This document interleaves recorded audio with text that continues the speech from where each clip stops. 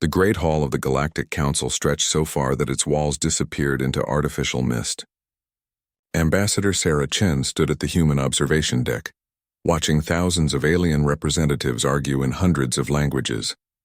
Translation devices buzzed in her ear, turning the chaos into something she could understand. She had been here for 3 months now. 3 months of watching the same argument happen over and over again. The Crithani Dominion refuses your offer, a massive reptilian creature announced. His scales were deep purple and his voice rumbled like distant thunder. War Prince Krelthar stood 12 feet tall with 4 arms crossed over his armored chest. We will not accept peace while the massacre of the 7th moon remains unavenged. Across the chamber, a being made of flowing light pulsed with angry red colors. Matriarch Essence of Sorrow spoke through vibrations that the translators turned into words. The 7th moon was retaliation for the burning of our colony ships. The Valshir Collective demands justice for crimes committed 3,000 years ago. 3,000 years? Krelthar's laugh was bitter. We remember the orbital bombardment of Kreth Prime. 42 billion dead. That was 50,000 years ago. Your people celebrate it as a holiday. Sarah watched Council Speaker Thelmos try to calm both sides. The ancient being looked like a tree that had learned to walk, with bark-like skin and branches that served as limbs. He was over 2,000 years old, ancient even by galactic standards. Please, Thelmos said, his voice tired. We have gathered here for the 10,047th peace negotiation. Surely we can find common ground. There is no common ground with murderers, Essence of Sorrow declared. They killed my great-great-great-grandmother. I carry her memories. I know her pain as if it were my own. How can you ask us to forget? Sarah leaned forward. This was the key. This was what she had been trying to understand. The Valshir actually carried ancestral memories. They literally could not forget what had been done to their people. And the Crithani? She whispered to her aide, a young man named David Park. Same thing, David replied quietly. Different biology, but same result. Their neural structure records trauma and passes it down through genetic memory. Every Crithani alive today remembers every wrong done to their people for the past 1,000,000 years. 1,000,000 years, Sarah repeated softly. How did this war even start? David pulled up a holographic display. Nobody knows anymore. The first records are lost. Some think it started over a trade dispute. Others say it was a religious disagreement. A few believe it was an accident, a ship that fired when it shouldn't have. Sarah watched as the negotiation fell apart, just like all the others. Both sides left angry. Both sides promised to continue fighting, and the council could do nothing but watch. Later that evening, Sarah sat in her quarters studying historical records. Earth had only made contact with the Galactic Council 50 years ago. Humanity was still the new species, the young ones who didn't understand how things worked. But the more Sarah learned, the more she realized that the Council didn't understand either. They had been trying to make peace for thousands of years. Every attempt failed. Every ceasefire lasted only months before some new grievance reignited the violence.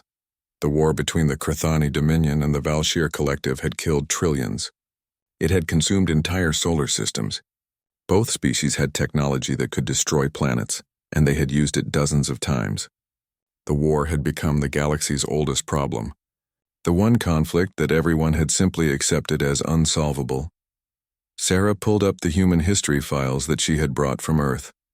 She read about the world wars, about the Holocaust, about the genocides in Rwanda and Armenia and Cambodia. She read about blood feuds that had lasted centuries, about religious conflicts that had killed millions. But then she read about how they ended, about peace treaties and truth commissions, about Germany and France becoming allies after centuries of war, about how Rwanda rebuilt after genocide, about how Ireland found peace after generations of violence. We forgot, she said aloud. That's the difference. We chose to move forward. David looked up from his own work. What was that? Humans can forget, Sarah explained, her voice excited now. Not completely, not the facts, but we can choose to let go of the pain. We can decide that the past won't control our future. The Crithani and Valshir can't do that. Their biology won't let them. So what are you thinking? David asked carefully. Sarah stared at the holographic display showing the latest battle. 3 Crithani cruisers had destroyed a Valshir colony, 20 million dead. The Valshir would retaliate. The Crithani would strike back. The cycle would continue forever. I'm thinking we need to teach them something new, Sarah said. Over the next 2 months, Sarah requested meetings with representatives from both sides. Most refused. A few agreed out of curiosity about the young human ambassador. She met with Krelthar in a neutral station. The war prince towered over her, but she stood straight and spoke clearly. "Tell me about your family," she asked. Krelthar's eyes narrowed. "Why?" "Because I want to understand," and so he told her. He told her about his grandfather who died in the Battle of the Crimson Nebula. He told her about his great-aunt who was tortured by Valshir interrogators. He told her about cousins and siblings and parents all lost to the war. As he spoke, Sarah realized something terrible. He wasn't just remembering stories. He was experiencing the memories as if they were his own. The pain in his eyes was real, immediate, present. She met with Essence of Sorrow next. The being of light showed her memories directly, projecting them into Sarah's mind with permission. Sarah saw ships burning. She saw colonies dying. She felt the anguish of millions of Valshir crying out as their worlds were destroyed. When the visions ended, Sarah was crying. "I'm sorry," she whispered. "I'm so sorry for your pain." Essence of Sorrow pulsed with surprise. "You are the first outsider to ever say that. The council tells us to forget and move on. But how can we forget when we remember everything?" "You can't," Sarah admitted. "Not the way you're built. But maybe there's another way." She spent weeks writing her proposal. David helped her research council law looking for precedents. They found none. What Sarah was proposing had never been attempted before. Finally, she requested an emergency session of the full Galactic Council. Speaker Thelmos granted it, though he warned her that speaking without proper authorization could have consequences.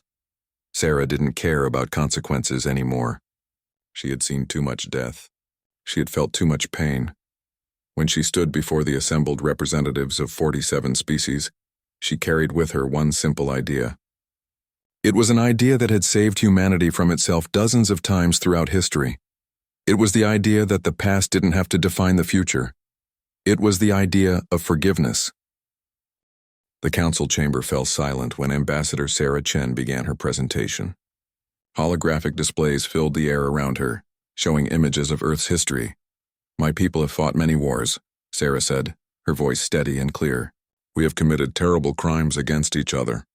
We have genocides in our past. We have enslaved entire populations. We have dropped nuclear weapons on cities full of civilians." Murmurs spread through the chamber. The young human species was admitting to atrocities. This was unusual. Most species tried to hide their dark histories when first joining the council. Sarah continued. "But we are still here. Not just surviving, but thriving. Nations that were enemies 70 years ago are now close allies. Groups that tried to destroy each other now work together. We have not forgotten our history, but we have chosen not to be prisoners of it." She pulled up neural scans of human brains, next to scans of Krithani and Valshir neural structures. This is the difference. Human brains can process trauma and release it. We feel pain, we remember events, but the emotional intensity fades with time. We have a choice. We can hold on to hatred or we can let it go. War Prince Krelthar stood suddenly, his forearms gesturing aggressively. "You insult us with this comparison. We are not weak like humans. We honor our dead by remembering them. Every Krithani child knows the names of those who fell in battle. We carry their memories, their pain, their demand for justice." "And that's exactly the problem," Sarah said gently. "Your biology has trapped you in an endless cycle. You don't remember history. You relive it. Every day, every moment. The pain never fades. The anger never cools. How can you make peace when yesterday's massacre feels like it happened this morning?" Essence of Sorrow pulsed with angry orange light. "You dare suggest we should forget our dead? That we should abandon our ancestors?" "No," Sarah said firmly. "I'm suggesting you honor them by ending the war they died in. How many more generations must suffer? How many more children must carry the pain of crimes committed before they were born?" She pulled up archaeological records next, data that her team had spent months gathering. "Look at this. These are records from both your civilizations from 2 million years ago, before the war began. The Krithani built temples dedicated to peace. The Valshir created art celebrating cooperation between species. You weren't always like this." The chamber erupted into arguments. Some council members seemed interested. Others were horrified. Speaker Thelmos called for order, his branch-like arms waving for silence. Sarah took a deep breath and spoke her next words carefully. I propose a cultural exchange program, voluntary, not forced. We teach both species human techniques for processing trauma. Meditation, therapy, memory integration protocols. We don't erase memories. We help you process them so the pain doesn't control you. The reaction was immediate and explosive. Representatives from dozens of species began shouting. The translator in Sarah's ear could barely keep up. Cultural contamination, someone yelled. Genocide by other means. Another voice cried out. War. Prince Krelthar's voice boomed over the chaos. This is an insult beyond measure. The human suggests we change who we are, that we become weak and forgetful like her species. This is unacceptable. Essence of Sorrow agreed. The Valshir Collective rejects this proposal absolutely. Our memory is sacred. It connects us to every Valshir who has ever lived. To alter this would be to destroy our very identity. Sarah had expected this reaction. She had prepared for it. But hearing the rage in their voices still made her heart sink. She looked at Speaker Thelmos, hoping for support. The ancient being was silent for a long moment. Then he spoke, his voice heavy with weariness. Ambassador Chen, do you understand what you're proposing? The Council has strict laws against cultural interference. We have seen what happens when one species tries to change another. It always leads to suffering. With respect, Speaker, this war is already causing suffering, Sarah replied. Trillions are dead. Entire worlds are destroyed. At what point does preserving cultural identity become less important than preserving life itself? Never, Krelthar declared. Honor is more important than life. Our culture is more important than peace. We would rather fight forever than lose who we are. Sarah felt frustration building inside her. She had studied both species for months. She had seen the beauty in their cultures, the depth of their histories. She had also seen the impossible weight of pain they carried. Is this really who you are? She asked quietly. Warriors, killers, is that all that's left of two great civilizations? Because when I look at your ancient records, I see scientists and artists. I see explorers and philosophers. I see people who built wonders. What happened to them? They were murdered by the Valshir, Krelthar said flatly. They were murdered by the Krithani, Essence of Sorrow countered. Sarah closed her eyes briefly. And so it continues forever. Until both your species are extinct. Unless you choose differently. David Park approached her with a data pad.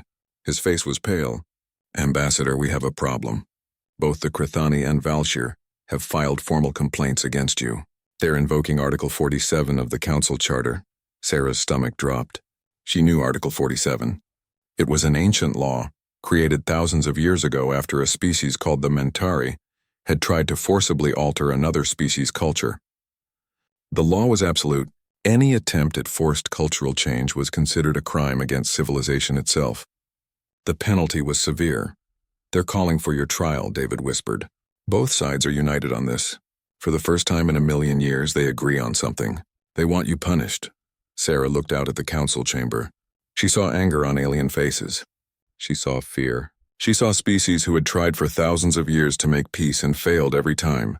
And she saw two civilizations locked in mutual destruction, unable to stop because their own biology wouldn't let them. Speaker Thelmos called for order again.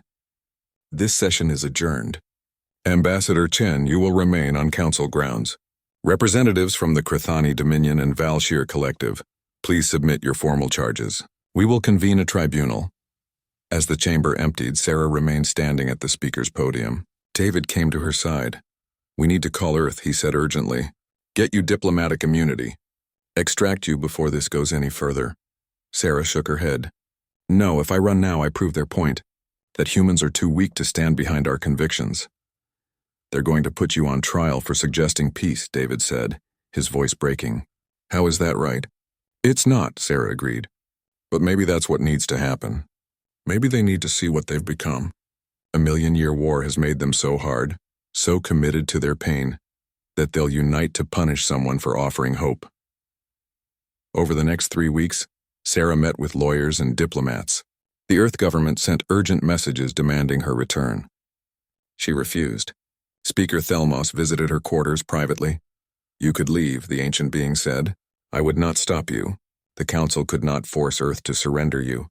Would it help? Sarah asked. Would running away make them think about what I said? Thelmos's branch-like shoulders slumped. No, it would confirm their belief that you were wrong, that humans are too weak to understand real conflict. Then I stay, Sarah said simply. The trial was scheduled for 30 days from her original speech. Sarah spent that time writing. She wrote letters to her family. She wrote detailed notes about everything she had learned about Crithani and Valshir culture. And she wrote her final statement, the words she would speak at her trial. She wrote them knowing they might be the last words she ever said. The trial chamber was different from the regular council hall. It was smaller, more intimate, and far more intimidating. Sarah Chen sat alone at a simple table, facing a panel of 7 judges representing the oldest and most respected species in the galaxy. Behind her, the gallery was packed. Representatives from all 47 council species had come to watch. Most surprising was the front row, where Crithani and Valshir sat side by side. War Prince Krelthar and Matriarch Essence of Sorrow had personally come to present the charges. It was the first time in recorded history that both species had entered the same room without weapons. Without guards, without immediately trying to kill each other, they had united for a single purpose: to punish the human who dared suggest they could change. The lead judge, an ancient crystalline being named Keeper of Laws, began the proceedings. Ambassador Sarah Chen of Earth, you stand accused of attempted cultural genocide under Article 47 of the Galactic Council Charter. How do you plead? Sarah stood.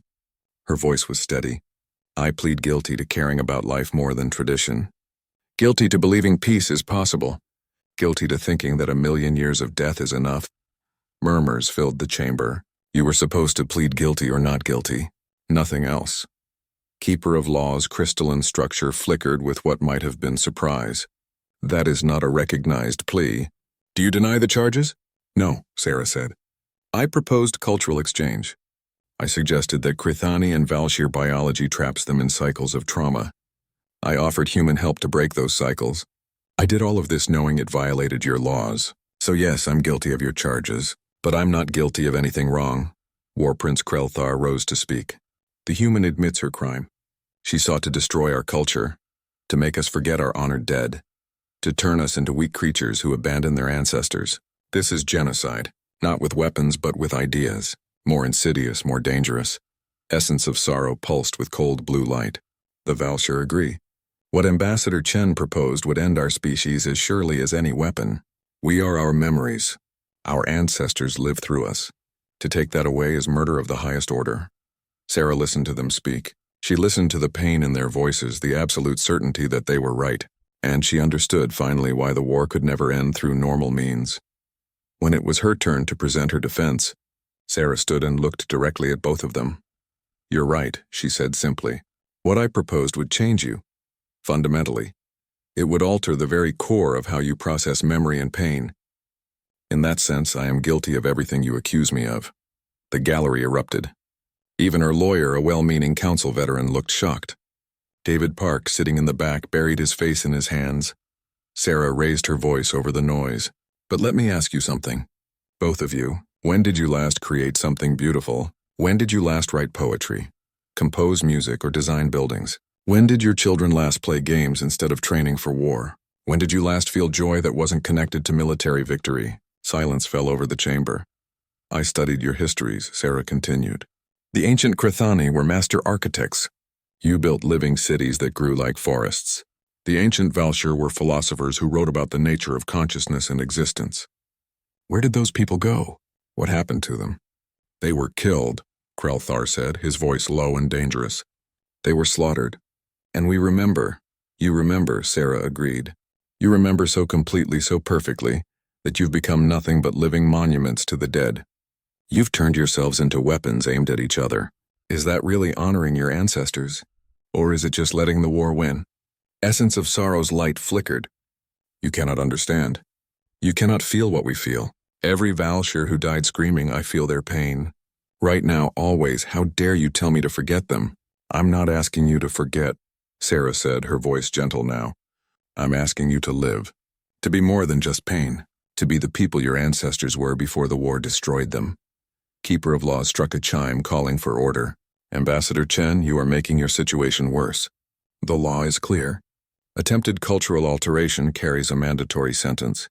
Death or permanent exile. There is no exception. Sarah nodded slowly. I know. I read the law carefully before I made my proposal. David leaped to his feet from the gallery. She didn't know. She's new to the council. Earth doesn't have these laws. She acted in ignorance. David, sit down, Sarah said firmly. I knew exactly what I was doing. The chamber went completely silent. Everyone stared at her. You knew? Keeper of Laws asked. You knew the penalty was death? Yes, Sarah said. I spent 3 weeks researching council law. I knew that what I was proposing would trigger Article 47. I knew the penalty. I did it anyway. Why? The question came from Speaker Thelmos, who had been silent until now.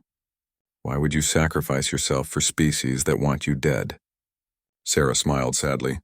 Because someone had to break the cycle. You've tried diplomacy for thousands of years. It failed. You've tried economic sanctions, trade agreements, buffer zones, peacekeeping forces. All failed. Nothing works because the problem isn't political or economic. It's biological and cultural. The only way to solve it is to address that directly. And yes, that violates your laws. Sometimes the right thing to do is illegal. She turned to face Krelthar and Essence of Sorrow directly. Look at you right now. Both of you sitting in the same room. Not fighting. Not killing. United in purpose, even if that purpose is to see me punished. If you can unite in hatred of me, you can unite in other things too. That's not the same, Krelthar growled. You are an outsider. Easy to hate. The Valshir are our eternal enemies. Why? Sarah asked simply. What makes them different from me? I threatened your culture. They've killed your people. Both are crimes, but one you can forgive enough to share a courtroom, while the other requires eternal war. Why? No one answered. Sarah pulled out a small device and placed it on the table. This contains my neural patterns. Everything I've learned, everything I feel, everything I believe about peace and forgiveness. It's a teaching tool voluntarily shared. If I die here today, I request that the council preserve this, not to force on anyone, just to keep, so that maybe someday when you're tired enough of dying, you'll remember that a human once offered you another way. Is that your final statement? Keeper of Laws asked. No, Sarah said. My final statement is this. I don't regret what I did. I would do it again. Because watching you destroy each other for 1,000,000 years over crimes that no one alive today committed is the real crime. If my death is the price to make you think about that, even for a moment, then it's worth it. She looked at both Krelthar and Essence of Sorrow one more time. You are prisoners of your own biology. The only honor left is in choosing to be free. And if you execute me for saying that, you prove my point. You prove that you value your pain more than any future your children might have. The trial lasted 3 more days. Lawyers argued. Diplomats negotiated. Earth's government sent urgent pleas for clemency. Sarah's family begged her to renounce her statements and accept exile. She refused everything. On the final day, the judges returned their verdict. Guilty on all charges. The sentence, execution by joint decree, to be carried out by both Krathani and Valshir representatives working together. Sarah accepted the sentence without emotion. She had one request, that her execution be broadcast publicly, and that she be allowed final words before it happened. Both requests were granted. As guards led her away to the execution chamber, Sarah caught David's eye. He was crying. So were several other humans in the gallery. Remember to forget, she whispered to him. Teach them how. The execution chamber was stark and cold. Sarah Chen stood on a raised platform in the center, her hands unbound. She had refused restraints. Council law required her to face her death with dignity, and she intended to do exactly that. Around the chamber, cameras broadcast the event to every council world. Billions of beings across the galaxy watched. This was not a common event.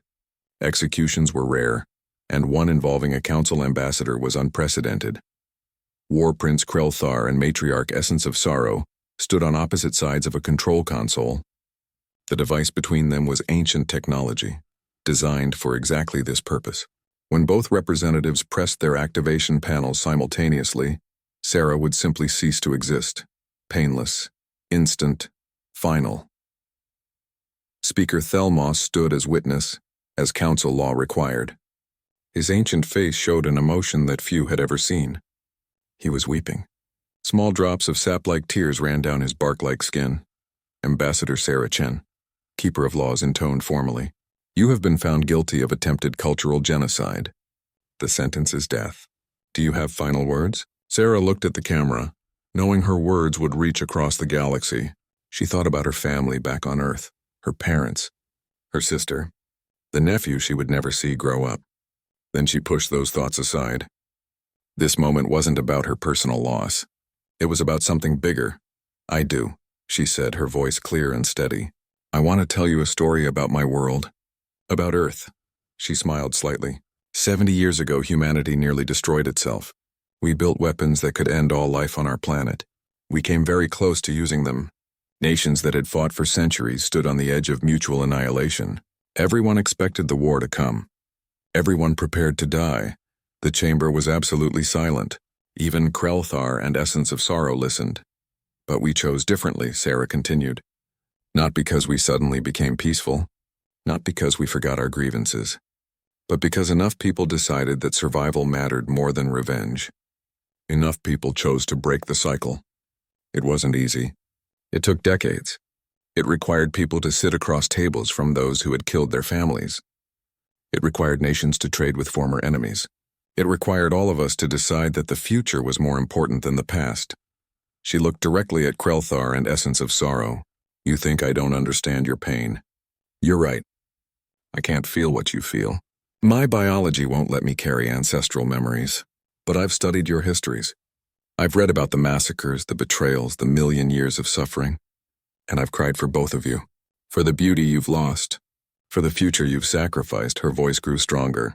If you execute me today, I die believing you can be more than this war. I die believing that somewhere, deep in your genetic memory, you remember what it was like to be at peace. And I die hoping that someday you'll be tired enough of killing to try something different. She paused, taking one last breath. The only real honor is choosing to be free. Free from cycles of revenge, free from the prison of perfect memory, free to let your children live lives that aren't defined by deaths that happened before they were born. Sarah smiled one more time. I forgive you for killing me. I hope someday you can forgive each other. She nodded to Keeper of Laws. I'm ready. Krelthar and Essence of Sorrow looked at each other across the console. For one brief moment, something passed between them. Confusion, recognition. Neither could name it. Then they pressed their panels together. Sarah Chen disappeared. One moment she stood on the platform, young and alive and full of conviction. The next moment there was only empty space. The broadcast ended. Across the galaxy, billions of beings sat in silence, processing what they had witnessed. On the Krithani homeworld, something unexpected happened. Students at the military academy, watching the execution as part of their training, began to argue with their instructors. She died with honor, one young Krithani said. She knew the penalty and accepted it for her beliefs. She was a fool, the instructor responded. She died for nothing. The war continues, does it? Another student asked. We just watched our war prince work together with the Valshir matriarch. If they can coordinate to kill her, why can't they coordinate for other things? The instructor had no answer. Similar conversations happened on Valshir worlds. The younger generation, those who had known nothing but war, began asking questions that had never been asked before.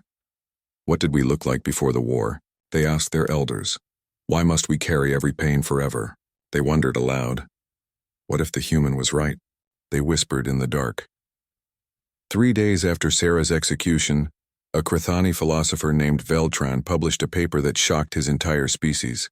He had studied human history following the trail that Sarah had started. We have defined ourselves by our pain for so long that we have forgotten how to be anything else, he wrote. Ambassador Chen showed us something we refused to see. She united us, for the first time in a million years.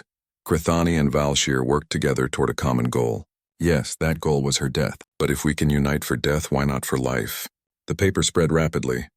The Krithani military tried to suppress it. They failed. Young Krithani shared it in secret. They debated it in underground forums. And slowly, impossibly, some began to believe it. On the Valshir side, Matriarch Essence of Sorrow experienced something she had never felt before. Guilt. She had killed many enemies in her long life. She had ordered countless deaths. But Sarah Chen's execution haunted her in a way that nothing else ever had. The human's final words kept echoing in her consciousness. I forgive you for killing me. Forgiveness. The concept was alien to Valshar biology. They didn't have a word for it in their language. But now Essence of Sorrow couldn't stop thinking about it. She made a decision that shocked the entire Valshar collective. She went to Sarah's memorial shrine. The humans had built it outside the council chambers, a simple structure of white stone with Sarah's name and dates. Essence of Sorrow stood before the shrine and did something no Valshar had done in a million years. She apologized to an enemy. I was wrong, she said, her light pulsing with colors that expressed complex emotions the translator could barely interpret. You offered us hope and we killed you for it. I carry the memories of a million years of war, but now I carry something else too. I carry the memory of your courage and your forgiveness. The media caught her there. Images of the Valshar matriarch at a human memorial spread across the galaxy. War Prince Krelthar saw those images. He felt anger at first. Betrayal. How dare Essence of Sorrow show weakness? How dare she honor the human who had insulted Krithani culture? But then he remembered Sarah's question. What makes them different from me? Krelthar had fought the Valshar for his entire life. He carried the memories of ancestors who had fought them for millennia. Every Valshar was his enemy. Every Valshar deserved death except he realized he had stood next to Essence of Sorrow in that execution chamber. They had worked together, briefly, for a moment, and the galaxy hadn't ended. Honor hadn't collapsed. Nothing terrible had happened. What if they could do it again, for something other than death? 2 weeks after Sarah's execution, Krelthar made a decision that would change history. He sent a message to Essence of Sorrow. A simple message, 3 words that had never passed between their species before. Let us talk. The message was intercepted by intelligence services on both sides. Military commanders demanded it be ignored. Hardliners called for Krelthar's removal from command, but Essence of Sorrow responded. I am listening. In the council chambers, Speaker Thelmos received both messages. The ancient being stood alone in his quarters holding Sarah's neural device, the teaching tool she had left behind. He activated it and experienced her memories, her beliefs, her certainty that peace was possible. You died for this, he whispered to her memory. The least we can do is try. He called an emergency council session, and for the first time in a million years he had hope that something might actually change. 6 months after Ambassador Sarah Chen's execution, the impossible happened. War Prince Krelthar and Matriarch Essence of Sorrow met face to face in a neutral location. No weapons, no guards, just 2 representatives of species that had been killing each other for a million years, sitting across a table from each other. The first meeting lasted 17 minutes before both left in anger. Ancient grievances surfaced immediately. Accusations flew. Threats were made, but they agreed to meet again. The second meeting lasted an hour. The third lasted a full day. By the 10th meeting, something remarkable began to happen. They started listening to each other. Speaker Thelmos facilitated the discussions, using techniques adapted from Sarah's neural device. Human psychologists joined via video link, teaching both species methods for processing trauma without forgetting facts, meditation techniques, breathing exercises, cognitive restructuring. The Valshar and Krithani didn't have words for these concepts in their languages. They had to create new vocabulary. Letting go became choosing the future. Forgiveness became breaking the cycle. The language itself had to evolve before the cultures could change. Progress was slow. There were setbacks. Hardliners on both sides launched attacks, trying to sabotage the peace process. 3 times the talks nearly collapsed completely, but each time someone would invoke Sarah's name. She died believing we could do this, they would say, and the talks would resume.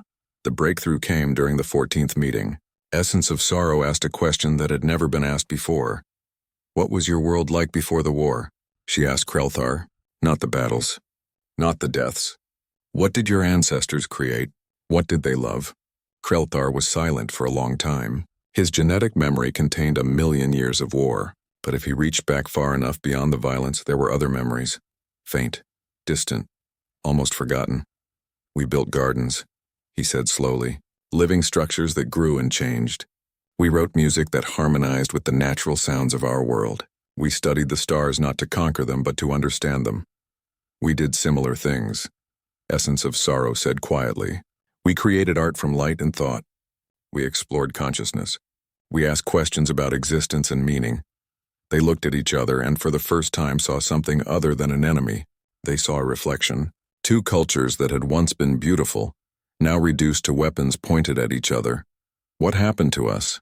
Krelthar asked. We forgot how to be anything except afraid, Essence of Sorrow replied. That conversation changed everything.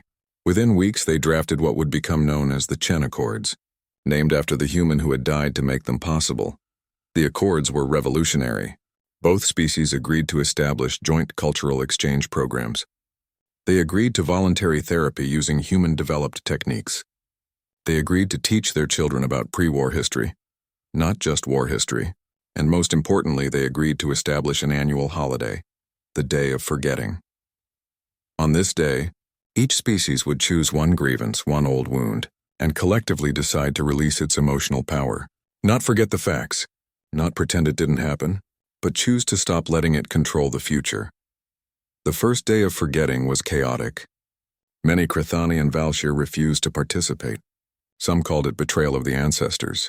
Others said it was cultural suicide. But many participated, especially the young. They gathered in public spaces, Krithani and Valshir together, and spoke aloud the grudges they were releasing. I released the anger over the Battle of 7 Moons, one Valshir said.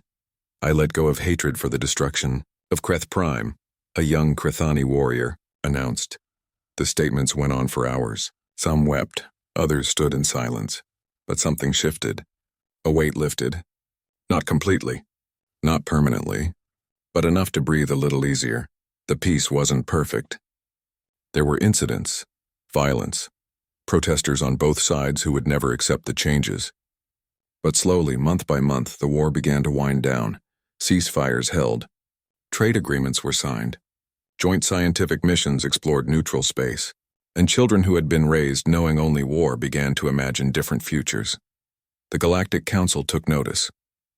They had watched a million-year conflict that everyone had accepted as unsolvable finally begin to end. And it had started with one human sacrifice. Earth's role in the galaxy changed overnight. Humanity was no longer the young, naive species. They became known as the reconcilers. When other species had conflicts they couldn't solve, they called for human mediators. The techniques Sarah had died to introduce spread to dozens of worlds. The Council amended Article 47. Forced cultural change remained illegal, but voluntary cultural evolution, aided by outside species, was now protected and encouraged. A year after the Chen Accords were signed, the first permanent peace treaty between the Krithani Dominion and Valshir Collective was ratified. Trillions of beings across both civilizations celebrated. Monuments to Sarah Chen were erected on both homeworlds. Her face was carved in stone and light with the same inscription everywhere. She died so we could live. Ambassador Marcus Webb. Sarah's replacement stood in the council chambers where she had made her fateful proposal. He was there to witness the signing of another peace agreement, this one between 3 different species whose conflict had lasted centuries. After the ceremony, the 3 leaders approached him together. We heard about Ambassador Chen, one of them said, about what she did. We don't want it to take 1,000,000 years to end our war. Will you help us? Marcus looked at them, seeing hope where there had been only hatred. Yes, he said. But let me tell you something first. Sarah didn't die to end one war. She died to teach all of us that peace is a choice. A hard choice. A choice that requires letting go of pain that feels justified. But a choice that's always available. He pulled up Sarah's neural device, which the Council had preserved and made available to all species. She left us her memories, her techniques, her belief that no conflict is truly unsolvable. You don't need her to die for you. You just need to be willing to do the work she described. The 3 leaders looked at each other. Then they nodded. Then we'll begin. On Earth, in a small town in California, Sarah's childhood home had been converted into a museum. Visitors came from across the planet to see where she had grown up, to learn about the woman who had changed galactic history. Her father, now elderly, served as the curator. He told stories about Sarah as a child, how she had always tried to help others, how she couldn't stand to see people fighting. How she had once sat two arguing classmates down and refused to let them leave until they talked through their problems. She was always like that, he would tell visitors, always believing people could be better than they were. One day, two very unusual visitors arrived. A Krithani diplomat and a Valshir cultural liaison, traveling together on a joint mission to Earth. They came to see Sarah's home. To pay their respects, Sarah's father met them at the door. He recognized what they were immediately. His daughter's executioners. Not these specific individuals, but their species, the ones who had killed his child. For a moment he stood frozen. Pain and anger warred with something else. Something his daughter had died trying to teach. Then he opened the door wide. "Please," he said, his voice shaking slightly. "Come in. Let me tell you about Sarah." They sat in her old room, preserved exactly as she had left it. Books on psychology and history lined the shelves. A telescope pointed toward the stars. Pictures of family and friends covered the walls. "Why did she do it?" the Valshir asked. "Why did she sacrifice herself for us?" Sarah's father was quiet for a long time. Then he smiled sadly. "Because she saw something in you that you couldn't see in yourselves. She saw people trapped by their own pain, desperate for a way out but unable to find it. And she believed that showing you the cost of that pain might help you finally let it go." "Did it work?" the Krithani asked. "You're here, aren't you?" Sarah's father replied. "A year ago, could you have imagined sitting in the same room peacefully? Could you have imagined traveling together? Working together?" They both shook their heads. "Then yes," he said. "It worked. My daughter's death wasn't wasted.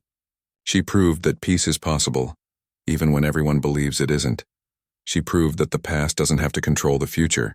And she proved that sometimes the greatest courage is in offering hope when everyone else has given up." He walked them through the museum, showing them Sarah's old school projects, her thesis on conflict resolution, her application to join the diplomatic corps. Every step of her life had led to that moment in the council chambers. "She knew," the Valshir said suddenly. "When she made that proposal, she knew it would end this way." "Yes," Sarah's father said. "She knew. And she did it anyway. Because she believed you were worth saving. Both of you." They stood before a holographic display showing Sarah's final words. Her voice echoed through the room. "I forgive you for killing me. I hope someday you can forgive each other." The Krithani and Valshir looked at each other. In that moment, something passed between them. Understanding, grief, and something new. Genuine respect for a former enemy. "We don't deserve her forgiveness," the Krithani said.